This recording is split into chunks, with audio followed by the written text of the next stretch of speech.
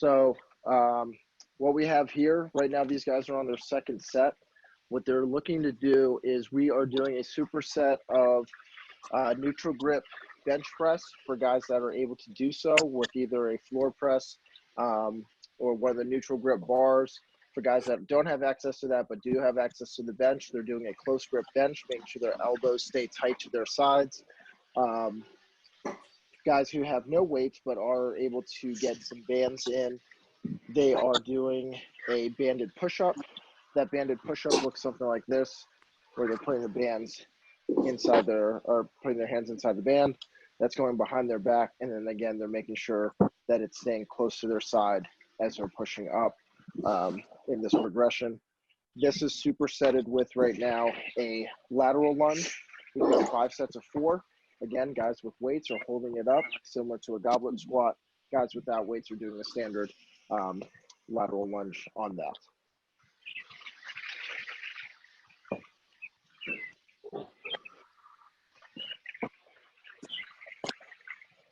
So basically what we are trying to do when we're doing all this is not only keep the guys active, make sure that they're functionally training their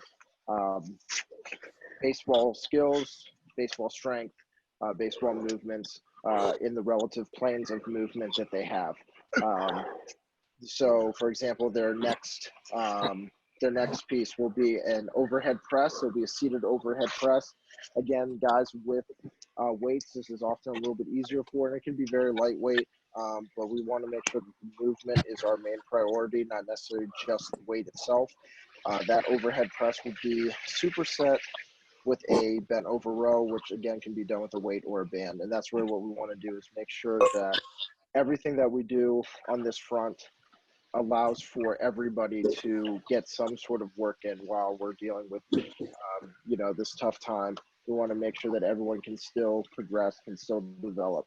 What we also do is we're trying to give everybody a warm-up set, and that warm-up set often has to do something with agility and quickness, kind of get the blood flowing, whether it's, quick jumps, jump roping, or for example, today we did a dot drill, which I'll be posting later on our website for guys to do. It's great for infielders, but also great for overall athleticism. And then what I do at the end of all this is we make sure that we give the guys some sort of conditioning work for the day. So yesterday they had sprints of 10 yards, 20 yards, and 30 yards. Today they'll be doing sprints of a 5-10-5 progression, and then they'll do a broad jump, kind of like a reset, and then the last piece will be a push-up sprint for 8, which will be done in about a 20 to 30 yard segment. It's more so about the quickness and explosiveness right off the gate than it is just really a distance run or anything like that. We also give them a piece of core work as well with it.